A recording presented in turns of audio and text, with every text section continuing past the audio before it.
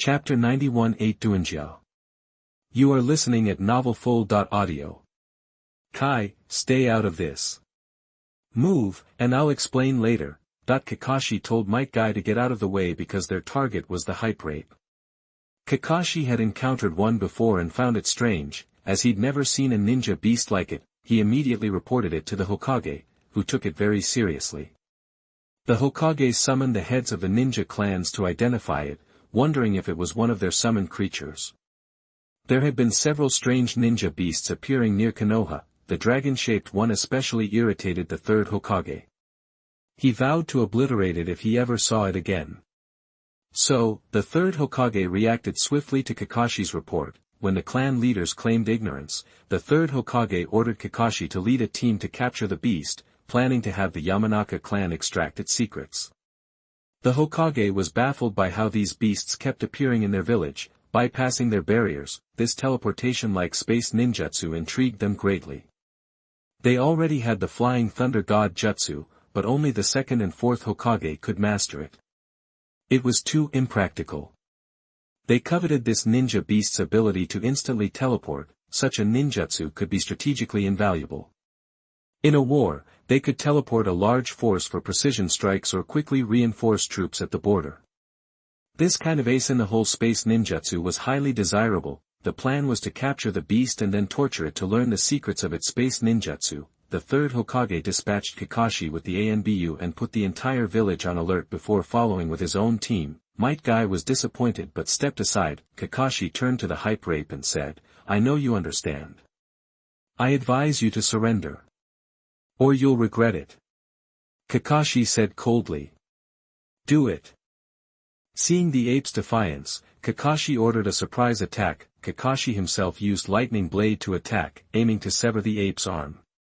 Their goal was capture, not necessarily painless capture. Even if they accidentally killed the beast, they believed they could still extract the secrets from its head. For Kakashi, who had been on the battlefield since age 6, this was just another day at the office. Ding! Elf hype rape in life-threatening danger. Initiating teleport. A golden light flashed, and the system whisked the hype rape away. Congratulations. The elf has learned the first 2 gates of the 8 inner gates. The 8 inner gates? Zhongli thought excitedly. He knew this was incredible. Might Guy nearly killed Madara Uchiha, who had godlike power, with the 8 inner gates. Even the first Hokage wouldn't have stood a chance, but Might Guy, through sheer willpower, almost defeated Madara with a desperate attack. That's how powerful the 8 inner gates were. After the system upgrade, the 8 inner gates has no weaknesses. In the original series, using the 8 inner gates caused immense damage. Opening the first few gates caused injury, and opening the 7th left Might Guy hospitalized for months. Opening the 8th resulted in certain death. Naruto had to use a secret technique to prevent Might Guy from dying and leaving him disabled. The system-modified version was different. It was more powerful and had fewer side effects, mostly just draining physical strength. Learning the first 2 gates was a huge boost for the hype rape, and 8 inner gates with no drawback significantly enhanced the hyper rape's attack power. Congratulations. The elf hype rape has learned Konoha Taijutsu, Leaf Whirlwind, Leaf Great Whirlwind, Leaf Strong Whirlwind, Leaf Rock Smash. Nice, Zhongli nodded. These Konoha moves would greatly expand the hyper rape's combat repertoire. Congratulations. Elf hype rape received a 3x experience critical hit and gained substantial experience. Congratulations. Elf hype rape leveled up to level 24. Zhongli was thrilled with his gains. His power had increased by 3 levels, reaching mid-tier. He'd learned the 8 inner gates and various physical attacks. This dimensional adventure was a massive win. The elf hype rape has returned. The elf hype rape reappeared, circling Zhongli excitedly, seemingly recounting its adventures. Chapter 92 The Core Disciple of the Water System Gym. You are listening at novelfull.audio. Zhongli playfully touched the hyperactive ape's red hair, his eyes full of curiosity. Species, hyperactive ape. Gender, male. Strength, 24, mid-tier normal. Attribute, general. Characteristic, motivation. Talent, near king level. Skills, Noisy, Random Grab, Endure, Evade, Slam, Ghost Face, Sneak Attack, 8 Gates Formation, Konoha Taijutsu, Konoha Whirlwind, Konoha Great Whirlwind, Konoha Strong Whirlwind, Leaf Rock Smash. Looking at the impressive data panel, Zhongli nodded. Satisfied, he wondered if he should use the characteristic conversion fruit now, while the ape still had the motivation characteristic. Yuyo, if the hyperactive ape eats the characteristic conversion fruit, will it keep its characteristic?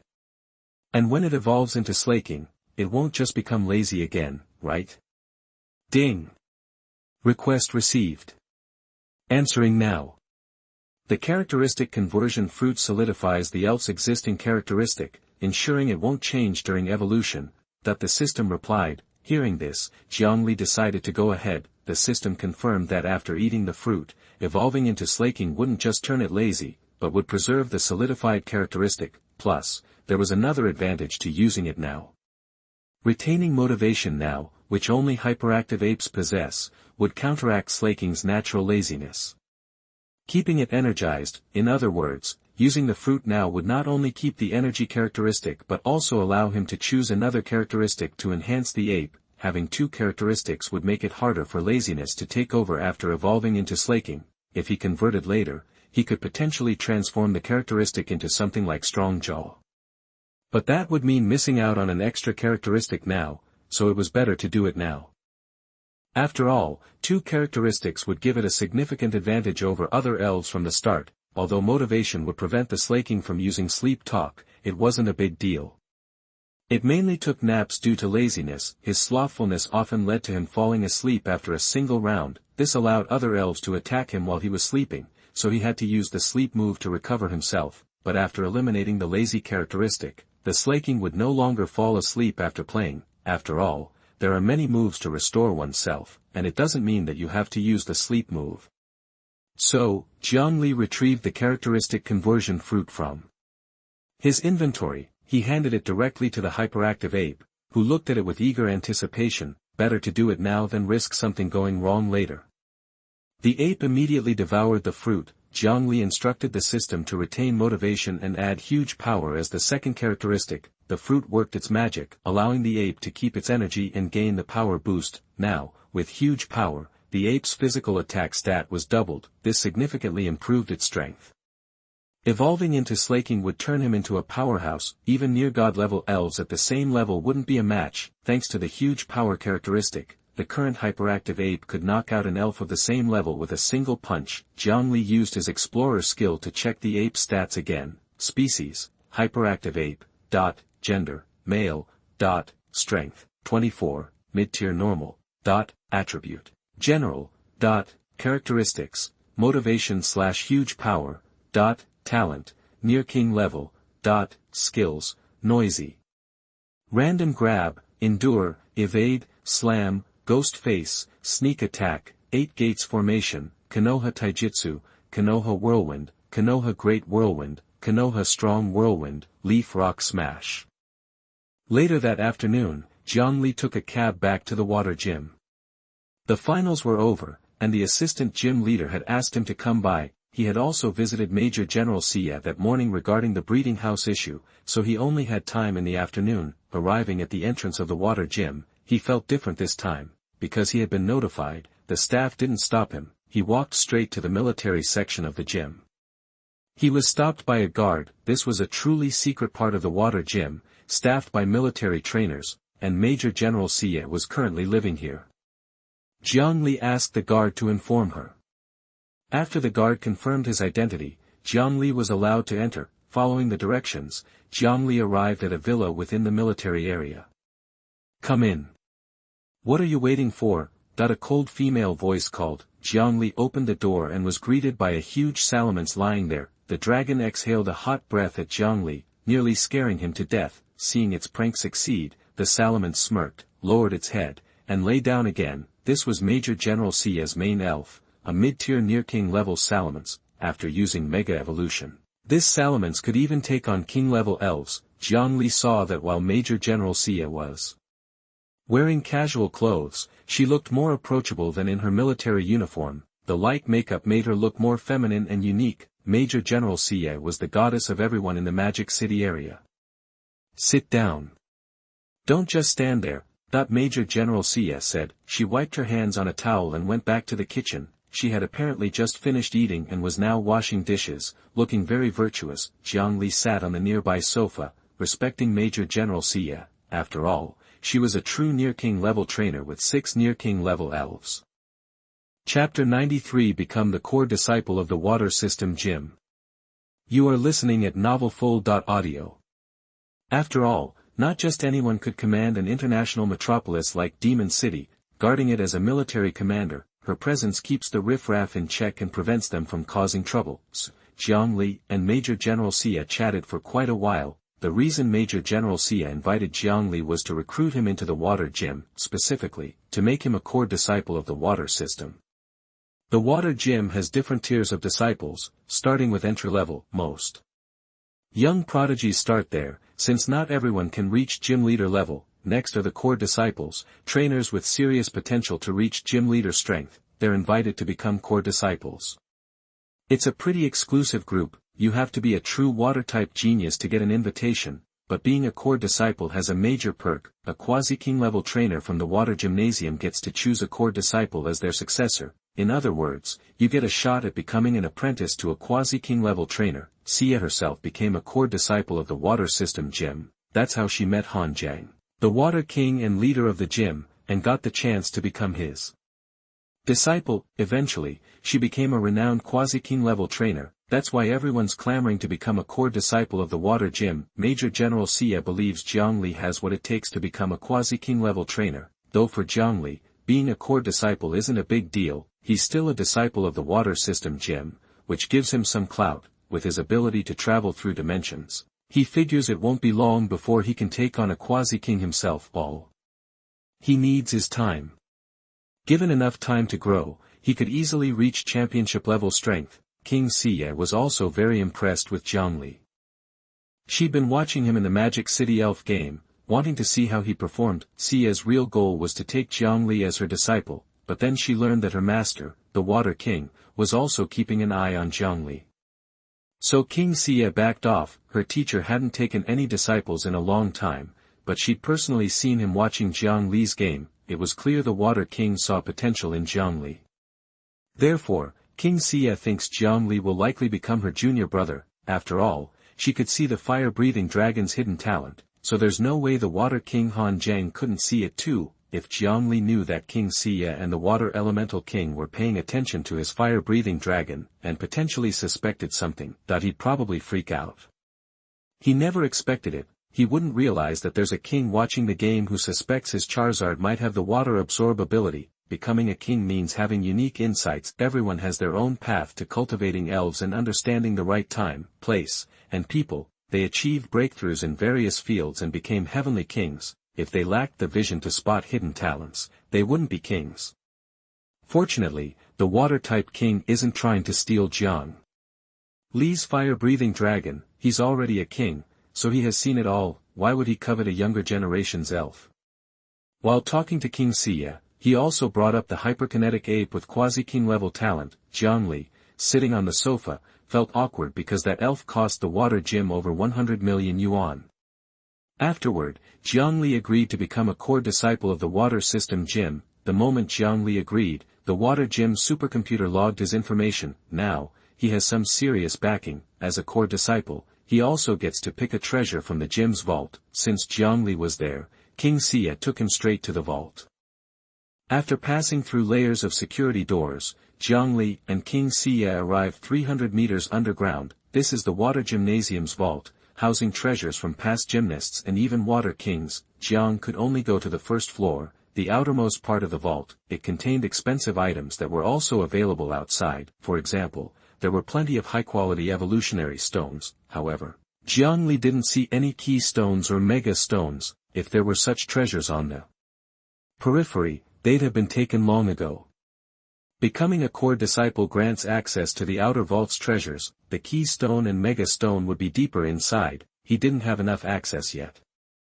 He decided to get stronger and explore the innermost vault to see what's there. Even this outer layer of treasures impressed Jiang Li. There were rare items like Sooth Bells, Dragon Scales, and Prism Scales. The outer vault had everything he needed.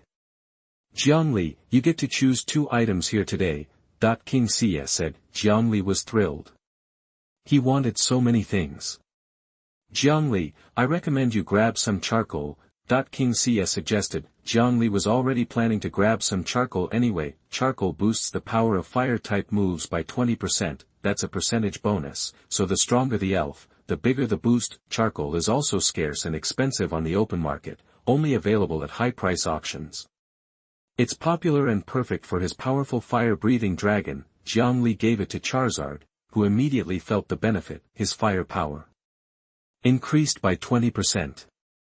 Charizard is stronger than other elves, a percentage increase benefits powerful elves like him the most. After choosing the charcoal, Jiangli used his exploration eye to check out the other items. He saw rare treasures all around. Chapter 94 Heiluga's Super Evolution Stone. You are listening at novelfull.audio. Wait, what's that? Jiangli had been casually using his exploring eye, hoping to find a hidden gem, but he actually stumbled upon something significant. He spotted an item called a blazing rock. At its core was a small, indistinct shadow. Jiangli figured it had to be good, otherwise, the exploring eye wouldn't have flagged it as a high-energy item. Surrounded by those hot rocks, which radiated intense heat and emitted unusual electromagnetic waves, the item remained undetected. Even the water gym's equipment couldn't scan it properly because of the interference, so it was dismissed as just another hot rock and stashed away on the water gym's storage room's first floor, and that's what made it cheap enough for Jiangli to snag. King Xie, I'll take the blazing rock. King Xie didn't react much when Jiangli chose it. He simply led Jiangli out, and with a click, the door slammed shut behind them, sealing off the storage room. After grabbing the 2 items, Jiangli said his goodbyes to King Xie and headed back to his hotel. He was ready to wrap things up in Magic City for a bit and planned to catch a high-speed train back home tomorrow. Before parting ways, King Xie cautioned Jiangli to be careful on his journey. Perhaps King Xie had considered sending someone to escort Jiangli back to Jinling City. After all, word had gotten out that Jiangli had acquired a near-king-level Pokémon, so Xie Tianwang wanted to make sure no one tried to mug him on the way home. The thing is, Jiangli wasn't just traveling with the hyperkinetic ape, he also had 2 near-god Pokémon under contract. That information was no secret among the big families, and to them, someone like Jiangli, with Pokémon like that, was a sitting duck. You can't trust the backstabbing that goes on between those families. Ever since I got that hyperkinetic ape this morning, I've gotten several calls. People have been subtly offering to buy the hyperkinetic ape off him. Of course, they don't know that Jiangli has already signed a contract with Anima. A hyperkinetic ape with near-king level talent is a gold mine to them. They've even offered to pay 50% over market value for it. I mean, 100 million yuan is peanuts to them, but a near-king level Pokémon? Those are rare as hen's teeth. There's way more demand than supply for something like that. Jiangli turned them all down flat, putting the matter to rest, or so it seemed, but Jiangli wasn't buying their sincerity and suspected they were scheming something. That's why King Xie considered having someone tail Jiangli. Eventually, Jiangli released the Wind Speed Dog, a Pokémon he'd gotten from his father. Only then did King Xie back off. If someone attacked Jiangli, those families would only be able to send bounty hunters, and they'd have to do it on the sly. If they made a move openly, Jiangli wouldn't have to lift a finger. King Xie would come down on them like a ton of bricks, which is why they operate in the shadows. Xie Tianwang and the others know all about it, but they can't get enough evidence. They can't just attack them outright. These families are all about protecting their reputations, so they usually send some bounty hunters to do their dirty work. That's what makes it so hard to catch them red-handed, and even if you find a shred of evidence, they'll just cut off the tail to save themselves. They'll throw some low-level family members under the bus as scapegoats. That's how those big family forces roll. Back to Jiangli.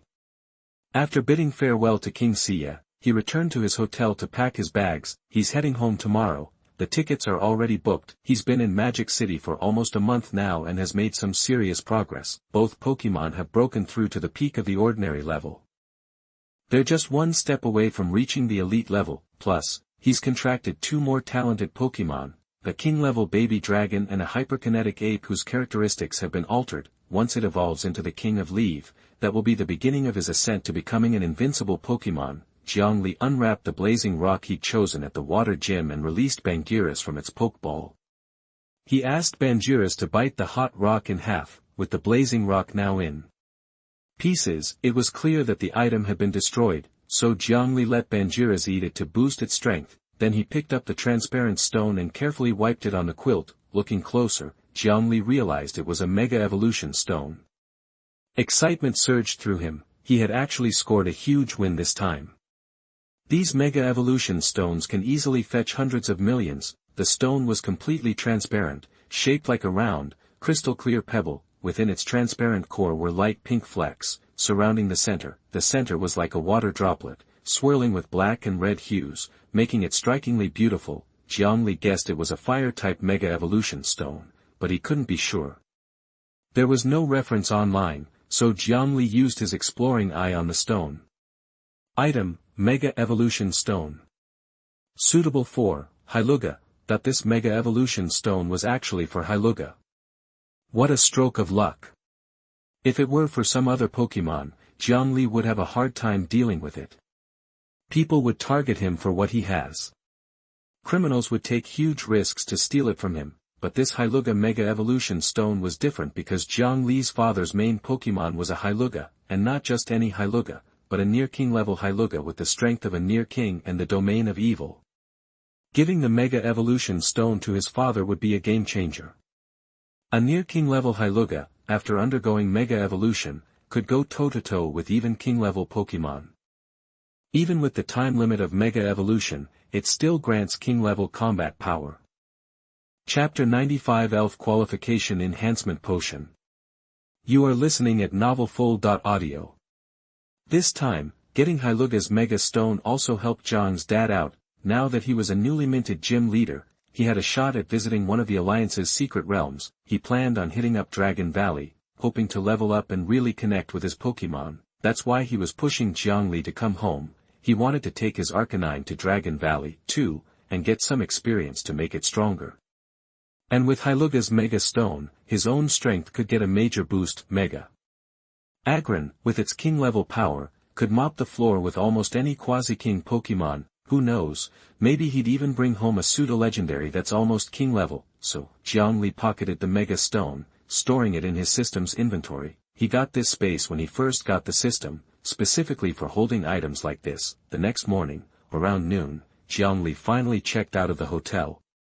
He hopped in a cab to Shanghai Hongqiao railway station, just as Zhongli was leaving the hotel. A guy in black sunglasses was on the phone in a cafe across the street. He made his report, then took off in a hurry. At the train station, Zhongli grabbed a quick meal at KFC. He was planning to crash at the table for a bit, since his train didn't leave until after 2. Suddenly, the system chimed in, jolting him awake.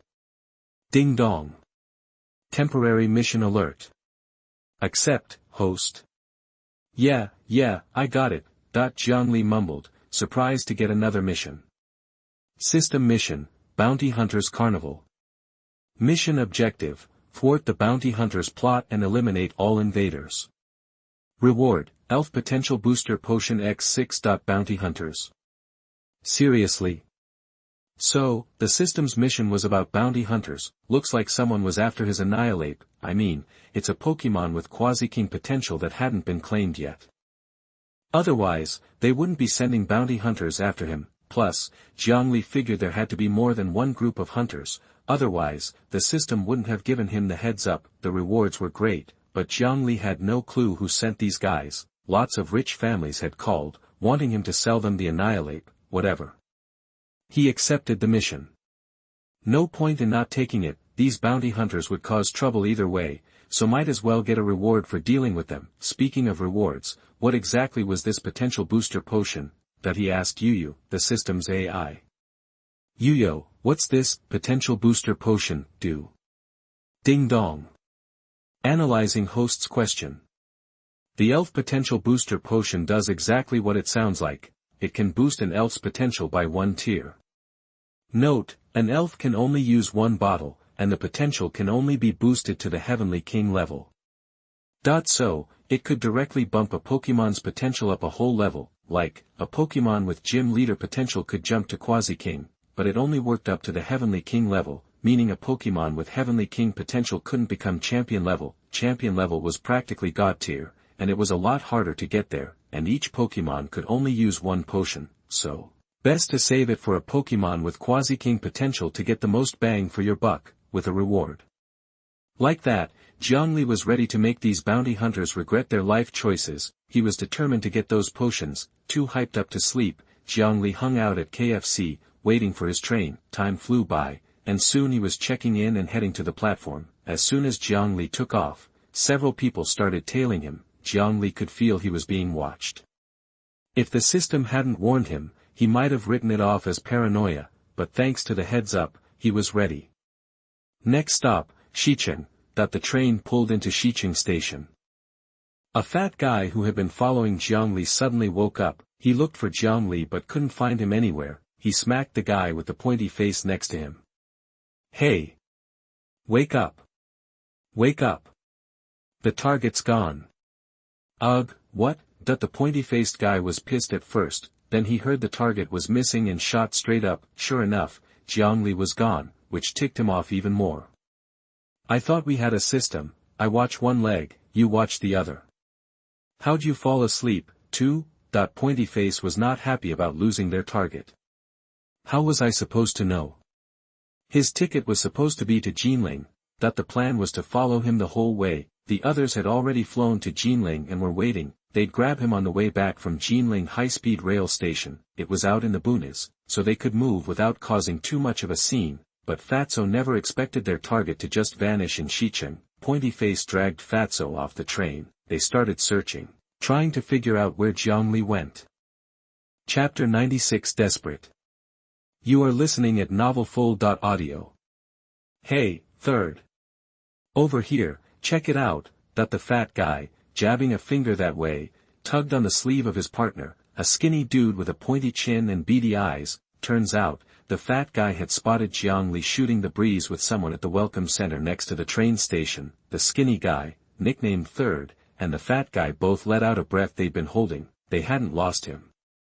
Zhongli, pretending to flirt with the welcome center girl, shook his head to himself. These guys were amateurs.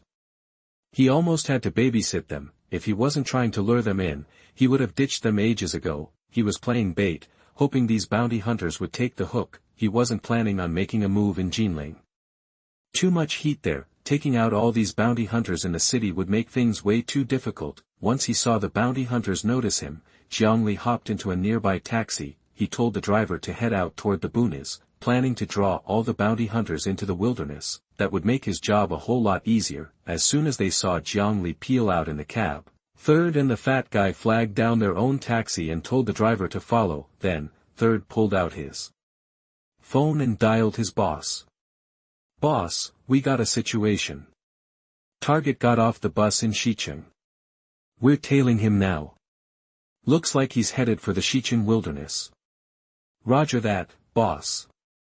We're on it." Third hung up, snapping to attention after hearing his boss's orders. Back in Jinling City, the bounty hunter boss cursed under his breath and slammed his phone down. He continued to rant, vowing that he'd torture the target once he got his hands on him. He'd have to get creative to make Zhongli suffer. Then, he barked an order to his boys, telling them to drive to Xicheng, pronto. Meanwhile, the taxi driver, who was sitting in the car with the fat guy, overheard Third's conversation. Something felt off. He had a bad feeling about the guy who wanted him to follow the cab in front. The driver was debating whether to make a beeline for the police station. Suddenly, he felt something sharp pressing into his lower back. The fat guy was holding a knife to his spine. The taxi driver froze, terrified. He had no choice but to do what Third told him and keep following the taxi ahead. All he wanted was to get rid of these leeches as fast as possible and save his skin. Time ticked by, and Zhongli quickly found himself in the Xicheng suburbs. The taxi driver dropped him off in a satellite town outside Xicheng. Not far from town was the entrance to Yixing Forest. Yixing Forest was one of the wilder areas around Xicheng. Because it was merged with a small pocket dimension, a ton of wild elves lived there. That was exactly where Zhongli wanted to be. Yixing Forest was pretty famous locally.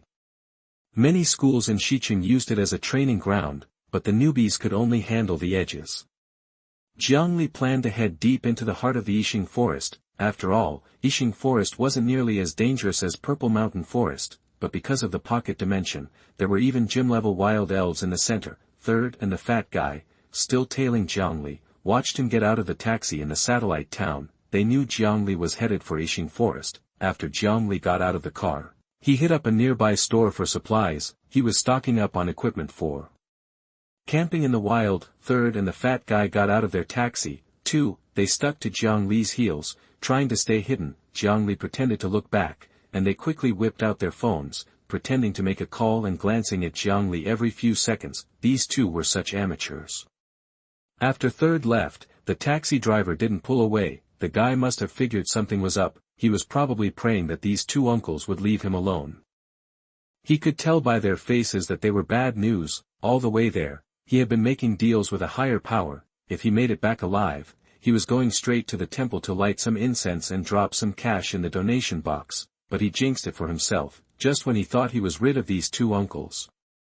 Third immediately stabbed the driver in the back with a knife. Just as the taxi driver was about to scream in pain, the fat guy clamped his hand over his mouth. Then, he plunged a knife into the driver's chest, killing him instantly. Third pulled out his gear and cleaned up the scene. They stuffed the body into a body bag and crammed it into the trunk of the taxi. Afterward, the fat guy wiped away all the blood and pretended like nothing had happened. Then, Third told the fat guy to follow him.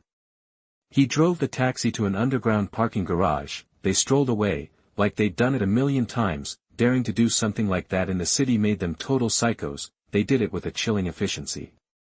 The taxi driver was sealed in a bag and stuffed into the trunk. Parking in an underground garage, where it was a little cooler, it slowed down the decomposition and made it harder to find traces later. That would also reduce their exposure. By the time someone noticed the stench coming from the car, it would be too late. They could even check the car's dashcam for some leads, but they wouldn't find Third or the fat guy. They were too careful. Their faces covered. The temperature was still pretty low, so their heads were wrapped up tight. Even the security cameras in the underground parking lot wouldn't catch anything. This way of covering their tracks was old hat for these two psychos. Being followed by a couple of desperados was a real risk for Jiangli. But for Jiangli, who had a gym-level elf, these guys were just a warm-up. Chapter 97 Tracking Deep in the Forest. You are listening at novelfull.audio. These guys had to be real scumbags, otherwise, the system wouldn't have assigned a mission to take them out. Plus, the rewards were pretty sweet, making it worth Jiangli risking a bit of the while to flush them out. A weasel-faced dude, all slick and quick, handled the details and covered their tracks. He immediately tracked down the fat guy, and they set up surveillance on Jiangli. Back to Jiangli, he stocked up on camping gear in the city. Then, without a second glance, he headed straight into Yixing Forest from the edge town. Passing by the military's outpost, Jiangli made a point to give the soldiers a wave. These were military trainers stationed there to keep an eye on Yixing Forest. If there was ever an elf uprising or a beast surge threatening the city, these guys were the first line of defense, so Jiangli had a lot of respect for them. After a quick hello, he was ready to dive into the woods. Seeing how young Jiangli was, the soldiers warned him not to go too deep, saying it was dangerous. Jiangli just smiled, nodded, and disappeared into Yixing Forest. Now he was in the thick of it, the real wilderness. It wasn't as dicey as Purple Mountain Forest, but it was still nothing to sneeze at. After all, there were gym leader-level wild elves lurking deeper in. Jiangli decided to push into the mid-level zone. The outer areas were mostly just rookie-level elves. You might see a common-level elf now and then, so Jiangli wanted to get to the mid-level stuff faster. The fat guy and the weasel-faced dude tailing Jiangli didn't follow right on his heels. They hung back, keeping their distance. When Jiangli was shopping, the weasel-faced guy bumped into his backpack on purpose. After a quick sorry, he took off. He'd slapped a signal tracker onto Jiangli's backpack. They were using that to keep tabs on him. No way they'd risk following him directly into the wild. Between the crazy terrain and the elves messing things up, they'd lose him for sure, or they'd get jumped by some wild elf while they were chasing him. Jiangli released his Charizard and took to the skies. They saw plenty of wild elves flying around, and if any of them got aggressive, Charizard just scared them off. Jiangli wasn't there for an experience this time. Charizard, who was now at the peak of common level strength, could handle even elite-level elves. The wild elves they saw were generally at the rookie level, and Charizard just sent them packing with a glare. At Charizard's lightning speed, Zhongli landed right on the upper banks of a big river. Zhongli planned to set up camp there. It wasn't too late yet, the sun was still up, and that was part of his plan. He figured the bounty hunters would make their move late that night, so he was going to set up camp, grab some dinner, and chill, recharge the batteries and wait for these clowns to show up at his door. He could just sit back and let them come to him. As Zhongli was zipping along on Charizard, the two goons freaked out.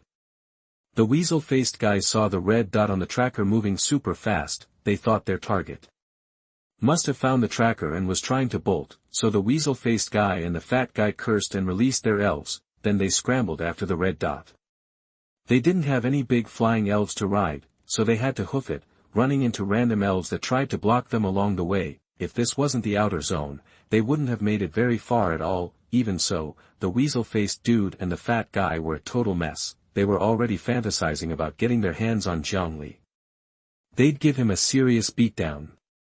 For guys like them, life was cheap. They were already blaming Zhongli for running them ragged. They were tired and angry, and they were going to take it out on him. Just when Zhongli hopped off Charizard, the red dot on the screen of the detector in their hands stopped, but they still didn't dare to stop, because they were afraid that the signal transmitter had been discovered by Zhongli. Then it is possible to tie it to an elf and let the elf run away with the signal transmitter, so they still ran faster, just in case they lost track. They didn't want to have to explain this to their boss. The weasel-faced guy thought of the boss getting angry. He couldn't help but feel fear, which made the man with a sharp mouth and monkey cheeks even more secretly hate Zhongli in his heart. The fact that these guys were scared of their boss meant he was one seriously nasty dude. The two goons ran for 3 hours before they spotted a sign of Zhongli. If Zhongli saw them, he would think there were two beggars running over. After all, running long distances for such a period of time almost turned them into dogs from exhaustion, especially the clothes on my body, with pieces missing everywhere. It's like a beggar's outfit.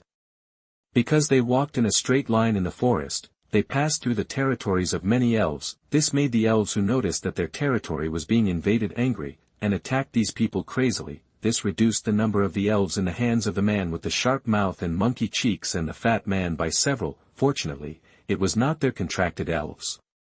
The ones they sent to stop them were the elves they had conquered in the wild before. For these desperados, they are not their own contract elves. It was impossible for him to take the elf's life seriously. When he met the very dangerous man with a sharp mouth and monkey cheeks, he gave up on conquering the elf, let the conquered elves be cut off directly and abandon them there. Whether the elves he conquered died or not was none of his business.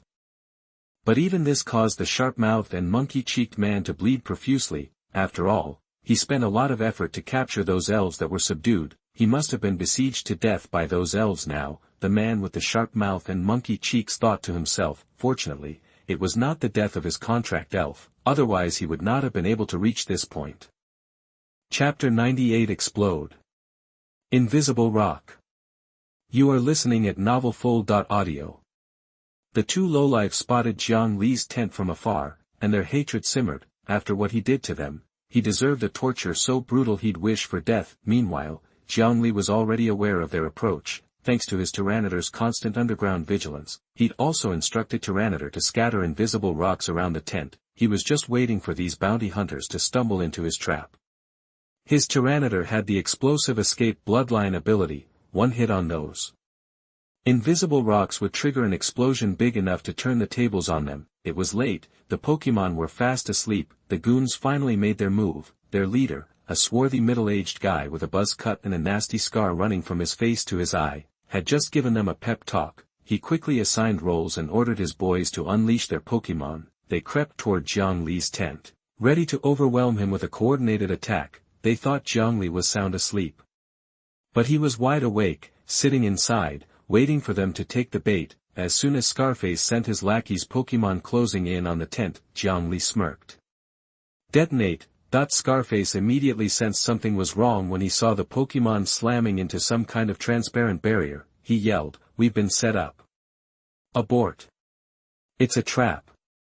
Run." But even with Scarface's quick reaction, it was too late. Tyranidar, sensing Zhang Li's command, activated explosive escape and detonated all the hidden rocks. A deafening roar ripped through the night as the earth bucked and heaved. It was like an earthquake, cracking the ground in every direction. Dirt and gravel flew everywhere. As the rocks exploded, Zhongli hopped on his Charizard and shot into the sky. Otherwise, he would have been caught in the blast, too. When the dust settled, the scene was revealed. Most of the attacking Pokémon had been instantly obliterated when Tyranitar unleashed his full-powered explosive escape, especially the non-elite Pokémon. The survivors, including Scarface and his goons, erupted in agonized cries. The Pokémon they'd sent weren't just any Pokémon they'd caught, they were their own bonded Pokémon. The moment the Pokémon died, the psychic backlash ripped through their minds. They all collapsed, writhing in pain. Among the unlucky ones was the sharp-faced guy who had once followed Zhongli. He had sent out all of his contracted Pokémon during the initial assault. As a show of loyalty to Scarface, he had fearlessly sent out 3 of his contracted Pokémon. Unfortunately for him, his Pokémon ran headfirst into the explosion. Since he was at the epicenter, even one of his elite Pokémon got blown to smithereens instantly. The sharp-faced guy lost all his Pokémon. The psychic backlash slammed him so hard that he crumpled to the ground. He was barely breathing. It wouldn't be long now. Good and evil have their consequences. If the taxi driver had known about this, he would have been happy to see Zhongli avenge him, and the fat man was a thief who was smarter. He didn't send his Pokémon to rush forward at the beginning. He made sure his Pokémon were the last ones to run over, so while the other lackeys had all lost at least one Pokémon, his hadn't been killed. His contracted Pokémon were blown back by the shockwave. Scarface flew into a rage. He saw his men writhing on the ground, wailing in pain. The sharp-faced guy was nearly gone. He was pissed, but also a little relieved. Thankfully, he hadn't sent out his own bonded Pokémon, or he'd be lying there with them. Plus, following Zhongli had somehow exposed them. Their target had somehow anticipated their ambush and set up a minefield. Scarface believed the explosions were caused by mines Zhongli had planted in advance. These mines were responsible for the heavy casualties. Scarface suspected a mole among them, and the mole was likely one of the 2 who had previously been with Zhongli. The sharp-faced guy and the fat guy. Scarface looked at the sharp-faced guy, barely clinging to life. It couldn't have been him. He turned his sinister gaze on the fat guy, suspecting him to be the traitor. The fat guy panicked when he saw Scarface's murderous glare. He jumped to his feet, pleading, "Boss, it wasn't me, I swear." But Scarface didn't believe him. He nodded to one of his boys. The goon immediately pulled out a knife and plunged it into the fat guy's back. The fat guy coughed up blood, pointing feebly at Scarface. Chapter 99 Bounty Hunter Group. You are listening at novelfull.audio. His final words were choked off by the blood in his throat. All that hate. I bet he wanted to say, "I broke my back for you, and you didn't even trust me." Up in the sky, Zhongli chuckled at the scene below. Scarface thought he had a rat, but he was dead wrong. His guys weren't spies, just plain dumb. He saw the Charizard flying above and Zhongli on its back. Still grinning, Scarface went ballistic, pointing and yelling, laughing, "Are you? Should have taken that chance to run. Too late now. I'm gonna peel your skin off and feed you to the ABO monster, piece by piece." With that threat delivered, he ordered his men to prepare an attack and released his own flying Pokémon, a powerful Pidgeot. Then came 2 more elite-level Pokémon, a Vileplume and a Coughing, also elite-level. Zhongli scanned them with his appraisal skill and realized Scarface deserved his boss title. His Pidgeot and Vileplume were strong, elite mid-level, and his Coughing was elite high-level. Dude was a real threat. Scarface immediately commanded his Pidgeot to attack, then told his underlings to send in their own flying Pokémon to swarm the Charizard. The rest of them were at least above average. Anyone weaker would have been blown to smithereens in the explosion. Pidgeot, use Gust. Coughing, use Poison Gas. The elite-level Coughing spewed a cloud of toxic mist at the Charizard.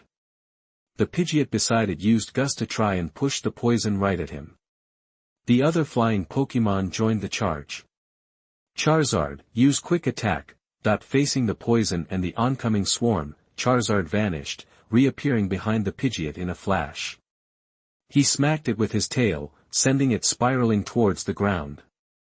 Zhongli's Charizard might only be at the peak of the ordinary level, but his speed was unmatched. The Pidgeot didn't even see it coming. nearly crashing before it managed to flap its wings and recover. Coughing, use haze. Scarface barked. Tyranitar. Jiangli shouted. Stone Edge, now. Hearing Jiangli's command, Tyranitar burst from the ground and summoned massive, jagged rocks above the flying Pokémon. The rocks rained down, and even as they tried to dodge, it was too late. Rock was super effective against flying. The rocks tore into the flying Pokémon, dealing heavy damage. The attack wasn't over. Tyranitar then used Explosion, detonating the Stone Edge. Explosions rocked the sky, and Pokémon plummeted to the earth like feathered rain. The weaker ones were obliterated, and even the elite-level ones were badly wounded, their feathers shredded and wings torn. They crashed to the ground, grounded for good. Even Scarface's Pidgeot, which had mid-level trainer strength, had been seriously hurt. Only his coughing came out unscathed, due to its resistance to rock-type moves. The goons were screaming on the ground. Most of those flying Pokémon were their partners. As bounty hunters, they usually had at least one flying Pokémon for a quick escape. But they'd run headfirst into a brick wall. Tyranitar's Stone Edge and Explosion had wrecked them. Most were dead, the rest were crippled. The contract backlash had left their trainers in agony. Scarface realized he'd been wrong. Jiangli hadn't planted explosives, it was all the Tyranitar's doing. He was furious. Jiangli had played him like a fiddle, but seeing his men down and unable to command their Pokémon, he felt cornered and desperate. He might not be able to beat Jiangli even with his own Pokémon. How long are you going to make me wait? Scarface thought. Are you all seeing my joke? If you don't take action, this fat sheep will run away. What are you waiting for? Come out and help. Scarface yelled. An ordinary person would think this was just a bluff, but others were lurking nearby. As soon as Scarface spoke, 3 more teams of bounty hunters converged. These 4 bounty hunter groups, all under Scarface's lead, had been hired by the same noble families from Magic City. They were sent here to eliminate Jiangli, with the ultimate goal of claiming his Annihilate. Plus, Jiangli's powerful Charizard and Bagon were targets of theirs as well. Chapter 100 The Charming Hunter Leader Poison Scorpion. You are listening at novelfull.audio. The leaders of the other bounty hunter groups, all shady characters, had been tailing Scarface's crew, letting them take point. They wanted to see what Scarface's team would stir up. After Scarface's group went in to soften him up, they realized Jiangli was a real challenge. Now that Scarface called them out, they couldn't hide anymore and stepped forward. Scarface was furious, seeing the size of their groups. He bitterly regretted his earlier calculation. He'd intentionally let them scheme, thinking he could swoop in later. If his own team had taken Jiangli down first, all the loot would have been his. But Scarface had bitten off more than he could chew. He'd lost everything, his guys, their Pokémon, all because of greed. He was kicking himself. Since you're here, we're out. Scarface said, noticing the other hunters eyeing him with bad intentions. He prepared to leave with his remaining men. The death of his guys' contracted Pokémon hurt them, but they weren't crippled. Scarface decided to cut his losses. His team was in no shape for another fight. It was best to live to fight another day, but Scarface's attempt to bail didn't sit well with the other bounty hunters. Venomous Scorpion, the leader of another group, and her crew surrounded Scarface. Scorpion, what's the meaning of this? Scarface demanded. Ah, brother Scarface. She purred. Why run off? Stick around. Let's team up and grab this kid. We can split up his Pokémon. Venomous Scorpion, a heavily made-up woman in a red catsuit, sidled up to Scarface, stroking his scar and rubbing against him. She gave him a charming smile, trying to persuade him to stay. Everyone knew Venomous Scorpion just wanted Scarface to be cannon fodder. Hearing her words, Scarface had no choice. He was cornered. His team was beaten up and couldn't fight the Scorpion crew. He had to agree to keep attacking Jiangli. He was a leader himself, after all. He knew what Venomous Scorpion would do to him if he refused, so, Scarface stayed, putting on a show of anger. He pretended he wanted to avenge his fallen brothers. Venomous Scorpion, hearing Scarface agree, grinned. She ordered her team to send out their Pokémon. and the other two groups followed suit. The Pokémon gathered, a chaotic mix, but they moved with surprising coordination, as if specially trained. The hunters had learned from Scarface's mistake, not wanting to get caught in another explosion. The Scorpion crew grabbed all of Scarface's Pokémon balls, Venomous Scorpion, not missing a beat. Released those Pokémon, and demanded that Scarface's remaining men send theirs into the fray too, throwing them to the wolves. Then, the poisonous Scorpion with heavy makeup on her face in a red catsuit looked at Zhongli with a smile. "Oh, little brother. You see there are so many people surrounding you, why don't you just give up? If you surrender now, my sister will take you in. How about being my guest?" Venomous Scorpion licked her red lips and walked out with a catwalk. This red catsuit showed off her devilish figure. She deliberately cast a seductive look at Zhongli and said with a chuckle, seeing the arrogant Venomous Scorpion below, Zhongli called her a bitch.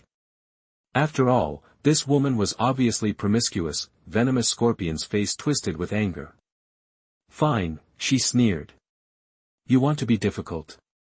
Don't blame me for getting rough later." That she unleashed her team's Pokémon. Seeing this, the other two hunter groups followed suit. They'd hoped their flirty sister could seduce Zhongli. After all, their target, Zhongli, was obviously a tough guy. It would be nice if they could take him down without having to chew on him, but it clearly failed, so they immediately sent their own elves to attack. All the Pokémon on the ground swarmed Tyranitar. Flying Pokémon, in groups of 2 and 3, surrounded Charizard. There were countless elite-level Pokémon. Even with Charizard and Tyranitar's power, they couldn't handle that many. "Tyranitar, use dig." Zhongli ordered. He told his Tyranitar to dig underground and escape. There were too many Pokémon on the ground, and Tyranitar couldn't take it. Seeing Tyranitar dig, the hunters thought Zhongli was trying to run. They sent their own digging Pokémon after him. That was a mistake. Underground, rocks were everywhere. Sending diggers after Tyranitar was like throwing a wolf into a tiger's den. Almost instantly, there were explosions as the digging Pokémon pursuing Tyranitar were crushed. Many were knocked out, and some contracted Pokémon were killed, causing their trainers to fall to the ground, screaming in agony. Thunderbolt. Water Cannon. Flamethrower. Hyper Beam. Ice Beam. The Pokémon on the ground unleashed a barrage of attacks on Charizard. The flying Pokémon joined in, trying to knock Charizard out of the sky.